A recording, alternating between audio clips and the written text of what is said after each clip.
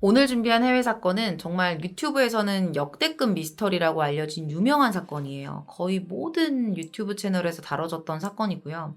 사실 이 원고를 제가 정리한 건 한참 전인데 언제쯤 다루면 좋을까 생각을 하다가 오늘 이렇게 준비를 하게 됐습니다. 어린 시절부터 단짝 친구였던 두 사람이 여행을 떠났다가 겪게 된 비극적인 이야기인데요. 2014년에 발생한 사건이에요. 근데 이게 여행도 여행이지만 정말 의미 있는 시간들을 남기고 싶어서 선한 마음을 가지고 오랫동안 이 두 사람이 계획했던 여행이었거든요. 그런데 결국 그들이 맞이한 건 예상치 못한 죽음이었습니다. 준비한 내용 지금부터 전해드릴게요. 2014년 6월 19일 파나마의 어느 산길은 평소와는 좀 다른 분위기를 풍기고 있었습니다. 평소 같았으면 하이킹을 즐기러 온 등산객들로 붐볐을 텐데 이날따라 뭔가 좀 많이 어수선했어요. 현지 경찰들이 335 짝을 지어서 이곳저곳 돌아다니고 있었던 거죠. 경찰들은 꽤나 심각한 표정으로 뭔가를 찾고 있었습니다. 그러다가 멀리서 다급하게 부르는 소리가 들려요. 빠르게 경찰들이 한 곳으로 모입니다. 그곳에는 누군가의 골반뼈와 신발 한 켤레, 그리고 무려 33점에 달하는 유골이 뒤섞여 있었어요. DNA 검사를 해봤는데요. 바로 경찰이 찾고 있던 그 사람이었습니다. 정확히 말하면 경찰이 찾고 있던 사람들의 것이었죠. 한 사람이 아니었던 거예요. 약 2달 전 파나마로 여행을 온 두 단짝 친구인 프론과 크레머루스였습니다.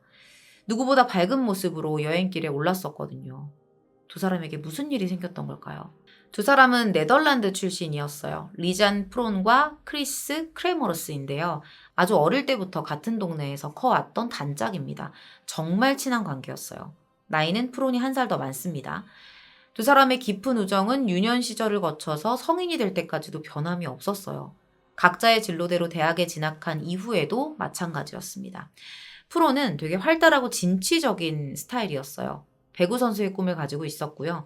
개방적인 성격에 사교성이 좋았던 크레머루스는 미술 교육자의 꿈을 이루기 위해서 열심히 노력을 해요. 시간이 흘러서 2014년이 됐고요. 모든 교육 과정을 마친 프론이 먼저 졸업을 합니다. 그러면서 크레머루스는 프론에게 한 가지 제안을 해요.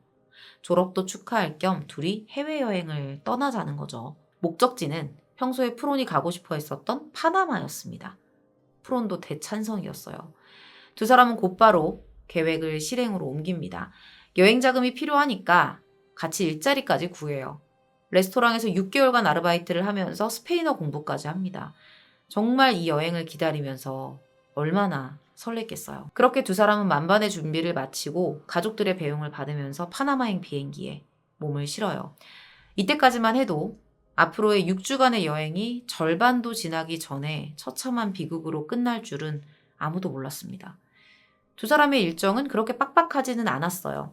처음 2주는 파나마의 여러 관광지를 돌아다니면서 휴가를 즐기는 데 보냈고요. 남은 4주는 파나마 보켓 지역으로 이동을 해서 봉사활동을 할 계획이었습니다.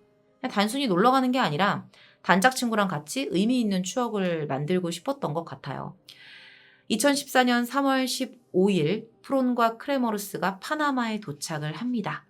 계획대로 두 사람은 첫 2주 동안에는 신나게 여행을 즐겨요. 아주 보람찬 시간을 보냅니다. 파나마의 명소로 소문난 관광지를 돌아다니면서 사진도 찍었고요. 맛있는 것도 먹고 즐거운 추억을 계속 쌓아요.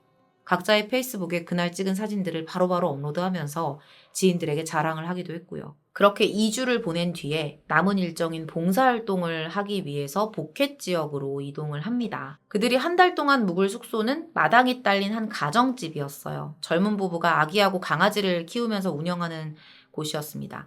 3월 29일 프론과 크레머르스는 숙소에 도착해서 사람들과 인사를 나눴고요. 본격적으로 일정을 소화하기 시작해요.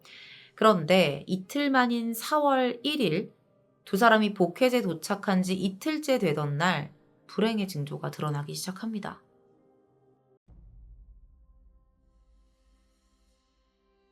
두 사람이 아침을 먹고 휴식 시간에 숙소를 나서요. 목적지는 보켓의 피아니스타 오솔길과 바로 화산 지역이었습니다. 그냥 가볍게 하이킹만 하고 돌아올 생각이었기 때문에 장비나 음식 같은 거를 따로 챙기진 않았었고요. 가벼운 복장에 배낭 하나만 달랑 메고 있는 상태였죠. 그리고 주인 부부가 키우던 개도 데리고 가요. 피아니스타에 도착한 두 사람은 화창한 날씨에 감탄을 하면서 등산을 시작합니다. 서로 사진을 찍어주기도 했고요. 거기서 만난 남성들과 식사를 하면서 찍은 사진을 페이스북에 올리기도 했어요. 그로부터 몇 시간 후에 숙소 문이 열리면서 누군가가 들어옵니다. 당연히 이 숙소 주인 부부는 하이킹을 나갔던 프론과 크레모르스일 것이라고 생각을 했죠. 근데 두 사람은 없었고요. 키우던 강아지만 자신들을 보면서 꼬리를 흔들고 있는 거예요. 분명히 두 사람이 개를 데리고 나갔는데 개만 돌아온 상황인 거죠. 뭔가 이상하다 이런 생각은 들었지만 워낙에 자유분방한 여행객들을 많이 그동안 봐왔기 때문에 그냥 뭐 두 사람한테 다른 일정이 있었겠지라고 생각을 하고 대수롭지 않게 여겼어요. 그런데 프론과 크레모르스는 다음 날인 4월 2일 현지 가이드와 만나기로 한 시간까지도 모습을 나타내지 않습니다. 적어도 약속 시간에는 돌아와야 되는 거잖아요. 주인 부부는 아무래도 뭔가 이상하다, 뭔가 일이 생긴 것 같다라고 직감을 하고 경찰에 신고를 했고요. 네덜란드에 있는 가족들에게도 연락을 취해봤는데 매일 보냈던 그 여행 기간 동안 매일 보냈던 문자 메시지 역시 딱 어제 일자로 다 끊겼다는 사실이 확인돼요. 파나마 당국은 곧바로 현지 주민들을 동원해서 실종자 수색을 시작합니다. 근데 두 사람이 실종된 곳이 산이잖아요. 수색 범위가 너무 넓은데 인력이 턱없이 부족했던 거죠. 거기에 날씨까지 도와주지 않습니다. 그리고 애초부터 없었던 건지 아니면 비바람에 다 씻겨 내려간 건지는 알 수 없었지만 그 어디에도 두 사람의 흔적이 남아있지 않았어요. 실종 5일차 4월 6일이 됩니다. 네덜란드 정부에서 경찰과 경찰견을 파견해요. 그리고 사설 탐정이 실종 장소로 추정되는 피아니스타에 도착합니다. 두 실종자의 부모님도 함께 있었어요. 네덜란드 정부는 포상금 3만 달러, 한화로 약 3,500만 원을 내걸고 열흘간의 대규모 수색 작전을 개시합니다. 근데 안타깝게도 이렇다 할 성과는 전혀 없었어요. 이어진 수사에도 별 진전이 없다 보니까 이제는 두 사람이 실종된 게 아니라 다른 곳에서 혹시 변을 당한 게 아니냐 이런 추측들도 나왔습니다. 사실 전혀 가능성이 없는 이야기는 아니잖아요. 그래서 당시에 수색팀도 이 수사의 초점을 어디에 맞춰야 되는지 되게 고심을 하기 시작해요. 그러던 실종 10주 차에 전혀 예상하지도 못했던 곳에서 이 두 여성의 흔적을 찾게 됩니다. 그녀들이 하이킹을 한 코스하고 연결되어 있긴 하지만 되게 멀리 떨어져 있는 한 원주민 거주 지역에서 크레모르스의 배낭이 발견된 거예요. 최초 발견자는 그곳에 거주하고 있던 한 주민이었습니다. 배낭 안을 열었는데 그 안에 프론과 크레모르스의 여권이 들어있었던 거죠. 조사는 빠르게 진행돼요. 배낭 안에는 선글라스, 현금 83달러, 카메라, 속옷 2벌, 그리고 2대의 휴대폰이 함께 들어있었습니다.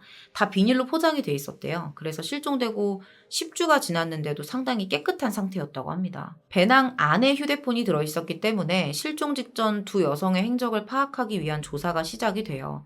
근데 다른 한편으로 생각을 해보면 실종자들이 아무런 연락수단도 현재 가지고 있지 않다는 걸 뜻하겠죠. 빨리 구해야 한다는 뜻입니다. 분석 결과 두 사람은 하이킹 도중에 조난을 당한 것으로 보였어요. 하이킹을 시작하고 약 3시간 후인 오후 4시 39분에 크레모러스의 휴대폰으로 911에 구조 요청을 시도한 흔적이 발견된 거예요. 근데 연결이 안 됩니다. 전파 문제였어요. 이어서 51분에는 프론의 휴대폰으로도 911에 전화를 시도한 흔적이 있었는데요. 같은 이유로 연결이 안 됩니다. 이렇게 두 사람이 번갈아 가면서 구조 요청을 건 횟수가 무려 88회였어요. 이 중에 그나마 오래 지속된 통화 연결 시간이 고작 1초였습니다. 실종 5일차인 4월 5일 오후 5시에 프론의 휴대폰 전원이 꺼졌고요. 크레모르스의 폰은 4월 11일 오전 10시 50분부로 방전된 게 확인됩니다. 이런 정황에 따르면 두 사람은 실종 직후에도 꽤 오랜 시간까지 버텨낸 것으로 추정이 되죠. 배낭 안에는 휴대폰 말고도 여러 물건들이 있었어요. 그 중에서도 이 두 사람의 상황을 가장 직접적으로 파악할 수 있게 한 건 바로 카메라였습니다. 이 카메라 안에 두 사람이 실종된 4월 1일부터 그 이후의 상황이 고스란히 남겨져 있었던 거예요. 무려 90장이 넘는 사진들이 찍혀 있었습니다. 그런데 이 사진들에 찍혀 있는 장면이 되게 기이했어요. 어떤 사진들이었을까요?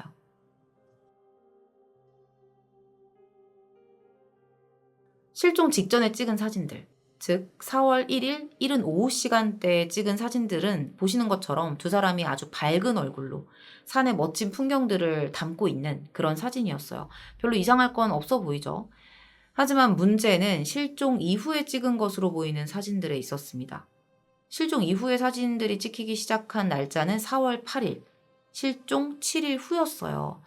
그런데 카메라에 남아있는 사진들 대부분이 이렇게 어두운 허공을 찍고 있는 모습이었던 거예요. 그 중에서도 가장 눈에 띄는 사진은 붉은 비닐봉투를 나뭇가지에 매달아 놓은 것으로 보이는 이 사진과 크레머루스의 머리카락을 찍은 듯한 사진입니다. 이 사진들을 통해서 얻을 수 있는 정보는 이 두 사람이 산 어귀에 있었다는 거? 그 정도가 전부였어요. 도대체 무슨 이유로 이런 사진들을 찍은 것인지 그건 알 수가 없었습니다. 더군다나 이 모든 사진들이 새벽 1시 38분부터 4시 30분, 단 3시간 만에 찍혔다는 사실이 확인되면서 이 사건이 더 미궁 속으로 빠지기 시작해요.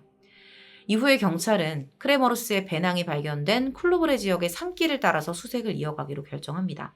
이거는 이제 기존의 수색 방향과는 정반대의 노선이에요. 근데 놀랍게도 배낭이 발견된 곳으로부터 몇 킬로미터 떨어지지 않은 지류의 뚝 반대편 바위에서 크레머루스의 청바지가 발견됩니다. 근데 이 청바지의 모습이 좀 이상했어요. 지퍼도 잠겨 있었고 말끔하게 이렇게 개어놓은 상태였던 거예요.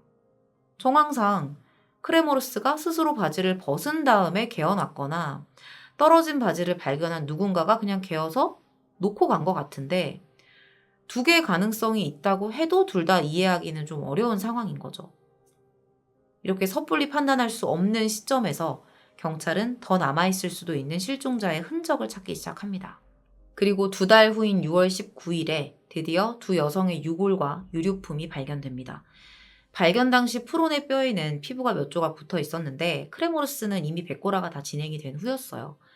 전문가들은 두 사람이 조난 사실을 인지하고 구조대를 기다렸지만 기약 없는 기다림 속에서 추위와 두려움, 허기를 견디지 못하고 무리하게 이동을 하다가 사고를 당했을 것이다. 이렇게 예측을 해요. 일각에서는 야생동물에게 변을 당했을 것이라고 추측을 하기도 했는데 짐승의 공격 흔적은 발견되지 않았습니다. 정확한 수사를 위해서는 부검을 진행해야 했지만 크레모루스의 경우에는 이미 완전히 백골화가 됐어요. 그러다 보니까 사인을 특정하는 일 자체가 불가능했죠. 프론 역시 다르지 않았습니다. 별반 다르지 않았어요. 결국에 이 사건은 시신과 유류품을 발견한 것을 끝으로 마무리가 됩니다. 그 이외에 있는 모든 의문점은 다 미스터리로 남아버려요. 지금부터는 이 두 사람의 석연치 않은 실종과 죽음을 둘러싼 여러 의혹들 중에서 대표적인 몇 가지만 좀 살펴볼게요. 첫 번째로 프론과 크레머루스가 하이킹을 나선 피아니스타 오솔길은요. 관광객들이 되게 많이 찾는 곳이에요. 오가는 사람들이 많은 곳이라는 거죠. 두 사람이 하이킹을 시작한 후에 조난 사실을 인지하고 구조 요청을 하기까지 걸린 시간이 단 3시간입니다. 시간상으로 미뤄봤을 때 그렇게 깊은 곳까지는 가지 못했을 것 같거든요. 그런데 실상 그녀들이 머문 것으로 추정되는 장소는 전파조차 터지지 않는 곳이라는 거예요. 어디서 조난을 당했고 어떻게 여기까지 가게 된 걸까요? 두 번째는 이 발견된 크레모루스의 배낭입니다. 사실 이 배낭을 최초로 발견했던 원주민 여성의 진술 중에 되게 의미심장한 부분이 있었어요. 그러니까 배낭을 발견하기 하루 전에도 이 여성이 똑같은 장소를 지나갔었대요. 근데 그때는 배낭이 없었다는 거죠. 당연히 자기가 지나간 이후에 누군가가 떨어뜨린 것으로 생각을 했는데 알고 봤더니 이미 훨씬 전에 사망한 사람의 물건이었다는 거예요. 훨씬 이전에 사망한 사람의 물건이 한참 지나서 어제까지는 없었는데 갑자기 발견이 됐다. 좀 이상하지 않나요? 시점상으로 생각을 해보면. 더 이상한 건 이 배낭과 안에 들어있는 물건들에서 발견된 흔적들이에요. 놀랍게도 이 크레머루스의 배낭과 그 안에 있는 물건들에서 이 두 여성의 것이 아닌 다른 지문들이 발견이 된 거예요. 그 수가 한두 개가 아닙니다. 무려 34개였어요. 두 사람이 아닌 34명의 사람이 이 배낭과 물건들을 만졌다는 거예요. 사실 이것도 배낭이야 뭐 누가 들어줬을 수도 있으니까 넘어갈 수 있다고 하더라도 그 안에 있었던 속옷, 개인 소지품에서 나온 지문들은 이게 어떻게 설명을 할 수 있을까요? 소지품들이 일일이 다 비닐로 쌓여 있었던 것 또한 일반적이지는 않았죠. 이 실종 사건에 타인이 연루되어 있을 가능성도 충분해 보이는데 현지 경찰들은 이 부분에 대해서는 심각하게 여기지 않았고요. 관련 수사도 따로 진행하지 않은 것으로 알려져 있습니다. 세 번째는 카메라에 찍혀 있었던 90장의 사진에 대한 거예요. 누군가는 죽음을 직감한 두 사람이 패닉에 빠져서 의미 없이 막 셔터를 눌렀을 것이다. 이렇게 말을 하기도 했는데 일각에서는 자신들의 위치를 알리기 위해서 플래시를 터뜨린 것이다. 이렇게 추측하기도 했습니다. 왜 이렇게까지 많이 사진을 찍었을까요? 자, 네 번째는 크레머르스의 휴대폰이에요. 수사 담당자가 크레머르스 휴대폰 기록을 조사하던 도중에 실종 기간 동안 비밀번호 입력 오류가 났었던 정황을 발견한 거예요. 그럴 수도 있죠. 우리도 그럴 때 있으니까. 근데 문제는 그 횟수, 오류 횟수가 수십 번이었던 거예요. 얼마나 비밀번호를 틀렸으면 휴대폰이 재기능을 하지 못할 정도였다고 합니다. 실제로 크레머르스의 휴대폰으로 시도한 구조 요청은 모두 긴급 통화 버튼을 이용한 방식이었다고 해요. 마지막 의문점은 그녀들을 태웠던 택시기사의 거짓 증언입니다. 사건 당일에 그들을 숙소 앞에서 하이킹 장소까지 데려다 줬었던 택시기사가 핵심 참고인으로 수사에 참여를 하거든요. 근데 이 사람이 거짓 증언을 한 거예요. 굳이 왜? 택시기사가 그녀들을 피아니스타에 내려줬다고 증언한 시간이 오후 4시였어요. 그런데 정작 두 사람이 하이킹을 시작한 건 오전 11시였습니다. 카메라에 남아있던 사진 역시 오전부터 찍힌 사진들이었고요. 또한 그녀들이 구조 요청을 하기 시작한 시간이 4시 39분부터였다는 점으로 봤을 때 이 택시기사의 진술은 신빙성이 없었습니다. 그가 거짓말을 한 건지 단순히 시간을 착각한 건지에 대한 여부는 지금까지도 밝혀지지 않고 있어요. 의문점만 한두 개가 아닌 이런 상태로 이 사건은 그렇게 시간 속에 묻히게 됩니다. 사건이 종결된 후에 두 사람의 유해는 유족의 품으로 돌아와요. 이렇게 웃으면서 떠난 딸들이 싸늘한 백골로 돌아온 충격은 감히 상상조차 할 수 없는 일이죠. 결국 이 사건은 조난으로 종결이 됩니다. 정황상 조난이 가장 유력한 것도 사실이지만 한편으로는 정말 조난 사건이 맞을까 하는 정말 작은 의문점이 없어지지 않는 그런 사건입니다. 그래서 지금까지도 역대급 미스터리로 남아있는 것 같아요. 자, 콘텐츠 끝내기 전에 한 네티즌이 추리한 내용을 하나 소개해 드릴게요. 당시에 두 사람의 카메라에서 공개된 사진들 중에 한 장을 이렇게 밝기 조절을 해봤는데 절벽 근처에 누군가 쓰러져 있는 것 같은 장면이 포착된 거예요. 해당 네티즌은 크레머르스가 이동 도중에 실족을 했고 프론이 당시의 상황을 남기기 위해서 사진을 찍은 게 아니냐고 추측을 하기도 했습니다. 크레머르스의 머리로 추정되는 사진 속에서 드러난 상처가 이 주장을 뒷받침했다고 해요. 물론 확인된 사안은 전혀 없습니다. 그날의 진실, 그녀들이 마주했던 그 하루가 아직까지도 밝혀지지 않는 미스터리로 남아있지만 이렇게 타지에서 어떤 두려운 일을 겪게 되고 죽음까지 이르는 시간이 너무나도 무섭고 공포스러웠을 것 같다는 생각이 듭니다. 오늘 준비한 미스터리 컨텐츠는 여기서 마무리하도록 하겠습니다. 긴 시간 시청해주셔서 감사합니다.